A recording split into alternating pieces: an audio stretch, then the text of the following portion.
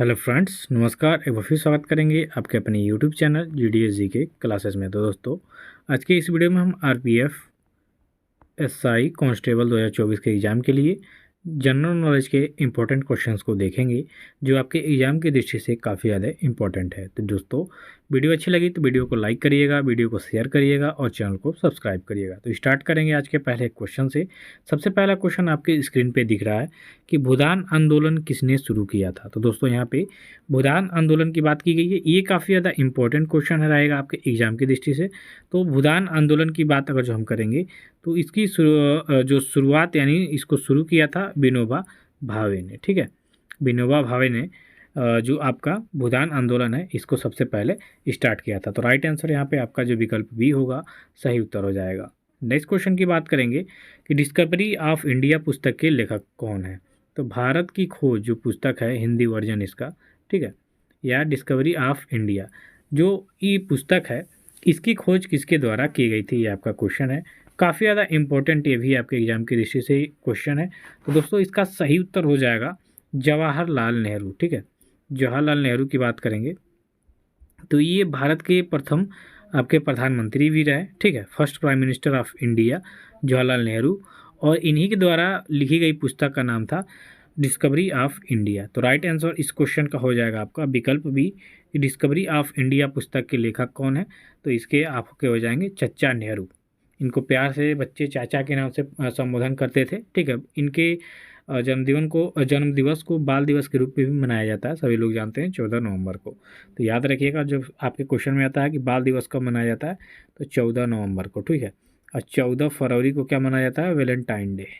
ठीक है, चलिए नेक्स्ट क्वेश्चन की बात करेंगे कि गाजर किस विटामिन का प्रमुख समृद्ध स्रोत है। तो समृद्ध स्रोत गाजर किसका है दोस्तों, किस विटामिन का, आपको बताना है। ये भी आपके एग्जाम की दृष्टि से काफ़ी ज़्यादा इंपॉर्टेंट क्वेश्चन है। आपके एग्जाम में ऐसे भी क्वेश्चन आते हैं कि विटामिन ए सर्वाधिक पाया जाता है या विटामिन ए प्रचुर मात्रा में पाया जाता है। तो ये आपका होता है गाजर। ठीक है, तो गाजर में जो समृद्ध विटामिन है ये आपका विटामिन ए हो जाएगा। राइट आंसर हो जाएगा यहाँ पे आपका विकल्प डी कि गाजर जो होता है, ठीक है, गाजर में कौन सी विटामिन सर्वाधिक मात्रा में पाई जाती है दोस्तों, तो विटामिन ए इसमें सर्वाधिक मात्रा में पाया जाता है। बात करेंगे विटामिन ए का, तो विटामिन ए का रासायनिक नाम होता है रेटिनॉल। ठीक है, इसका रासायनिक नाम होता है, और इसकी कमी से जो होता है आपका रतौंधी रोग होता है। याद रखिएगा, रात में नहीं दिखाई देने वाला जो रोग है विटामिन ए की कमी से ही होता है। अगर जो कोई आपसे पूछ भी ले कि विटामिन ए का रासायनिक नाम बताओ, केमिकल नेम क्या होता है इसका, तो ए रेटिनॉल होता है। ठीक है, राइट आंसर डी हो जाएगा।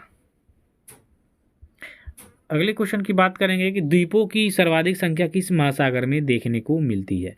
ये भी इम्पोर्टेंट क्वेश्चन है। तो सर्वाधिक द्वीपों की जो संख्या है वो किस महासागर में आपको देखने को मिलती है। ठीक है, तो देखिए इसका जो राइट आंसर हो जाएगा आपका हो जाएगा पैसिफिक ओशियन यानी प्रशांत महासागर। सर्वाधिक द्वीपों की जो संख्या है वो आपके प्रशांत महासागर में। तो राइट आंसर इस क्वेश्चन का हो जाएगा विकल्प सी कि द्वीपों की सर्वाधिक संख्या आपके प्रशांत महासागर में देखने को मिलती है। अब बढ़ेंगे आगे नंबर के क्वेश्चन में। तो आगे नंबर का क्वेश्चन है यहाँ पे खुल्लम लोक नृत्य का संबंध किस राज्य से है। अब यहाँ पे खुल्लम लोक नृत्य की बात की गई है। देखिए, लोक नृत्य से संबंधित क्वेश्चन जो भी आएंगे ये काफ़ी ज़्यादा इंपॉर्टेंट होंगे। ठीक है, तो खुल्लम लोक नृत्य का जो संबंध है किस राज्य से है ये आपके क्वेश्चन में आया है। तो खुल्लम लोक नृत्य आपके मिजोरम राज्य से संबंधित है। ठीक है, इसका सही उत्तर क्या हो जाएगा, मिजोरम। जो आपका विकल्प ए दिख रहा है इसका सही उत्तर हो जाएगा कि खुल्लम लोक नृत्य आपके मिजोरम राज्य से संबंधित है। अगला क्वेश्चन देखेंगे। अगले क्वेश्चन में है कि सिलिकॉन वैली किस शहर को कहा जाता है। दोस्तों, भारत का सिलिकॉन वैली, ठीक है, देखिए भारत का जो सिलिकॉन वैली है ये आपके कहा जाता है बेंगलुरु को। ठीक है, कर्नाटक में पड़ता है बेंगलुरु, और बेंगलुरु को सिलिकॉन वैली के नाम से जाना जाता है। ठीक है, तो सिलिकॉन वैली का जब भी नाम है कि भारत का सिलिकॉन वैली किसे कहा जाता है तो आपका बेंगलुरु हो जाएगा। ठीक है, चलिए आगे बढ़ेंगे। तो आगे के क्वेश्चन में है कि अर्जुन पुरस्कार की शुरुआत कब हुई थी। तो दोस्तों, सबसे पहली बात कि अर्जुन पुरस्कार दिया किस क्षेत्र में जाता है, तो ये खेल में उत्कृष्ट प्रदर्शन के लिए दिया जाता है। ठीक है, इसकी शुरुआत यहाँ पे पूछी गई है। तो इसकी शुरुआत हुई थी 1961 में। ठीक है, तो 1961 में यानी 1961 में अर्जुन पुरस्कार की शुरुआत हुई। अब आपसे क्वेश्चन में आता है कि अर्जुन पुरस्कार किस क्षेत्र में दिया जाता है दोस्तों, तो ये खेल के क्षेत्र में दिया जाता है। अभी हाल ही में मोहम्मद शमी को भी अर्जुन पुरस्कार से सम्मानित किया गया, ठीक है। किसको, तो आपके मोहम्मद शमी को। अब मोहम्मद शमी की बात करेंगे तो हाल ही में इन्होंने विश्व कप में सर्वाधिक विकेट चटकाई और इम्पैक्ट प्लेयर हुई ये, ठीक है। तो मोहम्मद शमी को दिया गया है हाल ही में अर्जुन पुरस्कार। तो राइट आंसर हो जाएगा यहाँ पे विकल्प सी। अगला क्वेश्चन देखेंगे, कोणार्क के सूर्य मंदिर का निर्माण किसने करवाया था। तो देखिए कोणार्क का जो सूर्य मंदिर है इसका निर्माण करवाया गया था आपके नरसिंह देव द्वितीय के द्वारा, ठीक है। नरसिंह देव द्वितीय ने कोणार्क के सूर्य मंदिर का निर्माण करवाया था। तो राइट आंसर हो जाएगा यहाँ पे आपका विकल्प डी। अगला क्वेश्चन देखिए कि मानव शरीर की सबसे बड़ी ग्रंथि कौन है। तो मानव शरीर की सबसे बड़ी जो ग्रंथि है दोस्तों वो आपका मानव का यकृत है, यानी लीवर है, ठीक है। लीवर जो है मानव शरीर की सबसे बड़ी ग्रंथि होती है। तो राइट आंसर हो जाएगा यहाँ पे आपका विकल्प बी कि मानव शरीर की सबसे बड़ी ग्रंथि है आपकी यकृत, ठीक है। विकल्प बी सही उत्तर होगा। अगला क्वेश्चन है कि भारत में पहली बार रेल कब चलाई गई थी। तो भारत में पहली बार पुणे थाने से पुणे शायद ऐसे चली थी 30-35 किलोमीटर 1853 में, याद रखिएगा, ठीक है। 1853 में अप्रैल में चली थी। किसने चलाया था, तो लॉर्ड डलहौजी ने, ठीक है। लॉर्ड डलहौजी के शासनकाल में ये ट्रेन चलाई गई थी मुंबई से थाने के बीच में, ठीक है।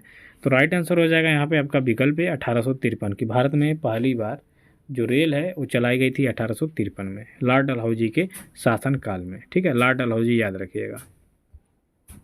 अगला क्वेश्चन है कि भारतीय रेलवे का राष्ट्रीयकरण किस वर्ष हुआ। तो दोस्तों भारतीय रेलवे का जो राष्ट्रीयकरण हुआ था वो आपका 1950 में हुआ था। जब भारत का संविधान लागू हो गया तब से इन चीज़ों का राष्ट्रीयकरण होने लगा, ठीक है। तो भारतीय रेलवे का राष्ट्रीयकरण हुआ था आपका 1950 में। 1950 में भारतीय रेलवे का राष्ट्रीयकरण हो गया। तो राइट आंसर इस क्वेश्चन का हो जाएगा डी। अगला क्वेश्चन देखिए कि भारत में रेल लाइन बिछाने का जो श्रेय है किसे प्राप्त है। तो भारत में सबसे पहले रेल लाइन बिछाने का जो श्रेय जाता है वो भी आपके लॉर्ड डलहौजी को जाता है, ठीक है। लॉर्ड डलहौजी के शासनकाल में भारतीय रेल का जनक भी इसे कहा जाता है, किसको, लॉर्ड डलहौजी को, याद रखिएगा। तो इसी के शासनकाल में सबसे पहले रेल लाइन बिछाई जाने लगी। तो रेल लाइन बिछाने का जो श्रेय प्राप्त है लॉर्ड डलहौजी को प्राप्त है। तो राइट आंसर इस क्वेश्चन का हो जाएगा यहाँ पे विकल्प सी। अगला क्वेश्चन देखिए, भारत के राष्ट्रपति के विरुद्ध महाभियोग कौन लगा सकता है। तो भारत के राष्ट्रपति के विरुद्ध अनुच्छेद 61 के तहत आपका महाभियोग लगता है। और ये महाभियोग कौन लगा सकता है, तो दोस्तों संसद के कोई सदन, यानी दोनों सदन, राज्यसभा या लोकसभा से लग सकता है। तो भारत के राष्ट्रपति के विरुद्ध महाभियोग आपका संसद लगाती है, ठीक है। राइट आंसर यहाँ पे आपका हो जाएगा विकल्प बी, इसका सही उत्तर। अगला क्वेश्चन देखिए, अस्पृश्यता का उन्मूलन किस अनुच्छेद के अंतर्गत आता है। अब देखिए आर्टिकल से यहाँ पे क्वेश्चन आया हुआ है। तो अस्पृश्यता का उन्मूलन संबंधी जो अनुच्छेद है वो अनुच्छेद 17 है, ठीक है, यानी अनुच्छेद 17। अनुच्छेद 17 में अस्पृश्यता का उन्मूलन दिया गया है। तो राइट आंसर इस क्वेश्चन का विकल्प ए हो जाएगा। अगला क्वेश्चन देखिए कि पेनिसिलिन का आविष्कार किसने किया था। तो दोस्तों पेनिसिलिन की बात करेंगे तो इसकी खोज किया था अलेक्जेंडर फ्लेमिंग ने। तो राइट आंसर इस क्वेश्चन का हो जाएगा यहाँ पे विकल्प सी। अगला क्वेश्चन है कि इनमें से कौन सी एक द्रव्य धातु है। तो दोस्तों इसमें से एक द्रव्य धातु है आपकी मरकरी। राइट आंसर इस क्वेश्चन का हो जाएगा विकल्प डी कि इनमें से जो मरकरी है एक द्रव्य धातु है, ठीक है। चलिए अगला क्वेश्चन देखेंगे, पोंगल किस राज्य का प्रमुख त्यौहार है। तो दोस्तों यहाँ पे पोंगल की अगर जो हम बात करेंगे तो पोंगल हो जाएगा आपके तमिलनाडु का एक प्रमुख त्यौहार। राइट आंसर ओणम पोंगल, ठीक है, ये साउथ के त्यौहार हैं। तो जो पोंगल है ये आपके तमिलनाडु राज्य से संबंधित है। तो राइट आंसर इस क्वेश्चन का हो जाएगा विकल्प ए, ठीक है। चलिए अगला क्वेश्चन देखिए, भारत का सबसे लंबी तटरेखा वाला राज्य कौन है। तो भारत की सबसे लंबी तटरेखा वाला राज्य है आपका गुजरात। तो यहाँ पे सही उत्तर हो जाएगा आपका विकल्प डी कि भारत का सबसे लंबी तटरेखा वाला राज्य है गुजरात। अगला क्वेश्चन देखिए, अंतरिक्ष में जाने वाली भारतीय मूल की प्रथम महिला का क्या नाम है। तो अंतरिक्ष में सबसे पहले जाने वाली भारतीय मूल की महिला है कल्पना चावला, जिनका दुर्घटनाग्रस्त में मौत हो गई थी आते समय। तो राइट आंसर हो जाएगा इसका विकल्प सी। अगला क्वेश्चन देखिए, भारत के किस राज्य को टाइगर स्टेट कहा जाता है। तो टाइगर स्टेट या भारत का हृदय कहा जाता है आपके मध्य प्रदेश राज्य को। तो यहाँ पे आपका जो सही उत्तर होगा यहाँ पे आपका विकल्प हो जाएगा ए। अगला क्वेश्चन देखिए, असहयोग आंदोलन किस वर्ष शुरू किया गया। तो देखिए असहयोग आंदोलन गांधी जी ने स्टार्ट किया था 1920 में। तो राइट आंसर इस क्वेश्चन का हो जाएगा विकल्प सी, ठीक है। चलिए अगला क्वेश्चन देखिए, 1984 में भारतीय सेना द्वारा मेघदूत ऑपरेशन कहाँ चलाया गया? तो मेघदूत जो ऑपरेशन है ये चलाया गया था सियाचिन में। राइट आंसर इस क्वेश्चन का हो जाएगा विकल्प बी। अगला क्वेश्चन देखेंगे। अगले क्वेश्चन में कि माजुली नदी द्वीप किस नदी पर स्थित है? तो संसार की सबसे बड़ी नदी द्वीप माजुली नदी द्वीप है और ये आपके ब्रह्मपुत्र नदी पे स्थित है। तो राइट आंसर बी हो जाएगा। अगला क्वेश्चन देखेंगे, तमिलनाडु एवं आंध्र प्रदेश के तट कहलाते हैं। तो तमिलनाडु एवं आंध्र प्रदेश के जो तट हैं वो आपके कोरोमंडल तट के नाम से जाने जाते हैं। तो राइट आंसर इसका बी होगा। अगला क्वेश्चन देखिए, सलाल जल विद्युत परियोजना आपके किस नदी पर स्थित है? तो विद्युत परियोजनाओं से संबंधित क्वेश्चन है और ये आपके चिनाब नदी पर स्थित है। तो राइट आंसर विकल्प ए हो जाएगा। अगला क्वेश्चन देखिए, नॉर्मन बोरलॉग पुरस्कार आपके किस क्षेत्र में दिया जाता है? तो बोरलॉग पुरस्कार की जब भी बात करेंगे ये आपके कृषि के क्षेत्र में दिया जाता है। तो राइट आंसर इस क्वेश्चन का हो जाएगा डी। अगला क्वेश्चन देखिए दोस्तों, केंद्रीय चावल शोध संस्थान आपका कहाँ पर स्थित है? तो केंद्रीय चावल शोध संस्थान आपके सुभाष चंद्र बोस का जब कटक में हुआ था, उड़ीसा पड़ता है और यहीं पे आपका केंद्रीय चावल शोध संस्थान स्थित है। तो राइट आंसर इस क्वेश्चन का सी हो जाएगा। अगला क्वेश्चन है कि मुर्गियों में रानीखेत बीमारी किससे होती है? तो मुर्गियों में बड़ा खतरनाक बीमारी है, वायरस से फैलती है। तो इसका राइट आंसर हो जाएगा विषाणु। ठीक है, रानीखेत रोग मुर्गियों से संबंधित है और ये विषाणु के कारण होती है। तो राइट आंसर इसका बी होगा। अगला क्वेश्चन देखिए, सर्वाधिक लंबी सीमा किस देश की है? तो सर्वाधिक लंबी सीमा की बात करेंगे तो ये कनाडा देश की है। ठीक है, क्वेश्चन इसका हो जाएगा विकल्प बी सही उत्तर। अगला क्वेश्चन देखिए, विषुवत रेखा को 2 बार काटती है। तो विषुवत रेखा को कौन सी नदी 2 बार काटती है? तो ये आपकी कांगो नदी हो जाएगी। ठीक है, कांगो नदी आपके विषुवत रेखा को 2 बार काटती है। तो राइट आंसर इस क्वेश्चन का विकल्प बी होगा।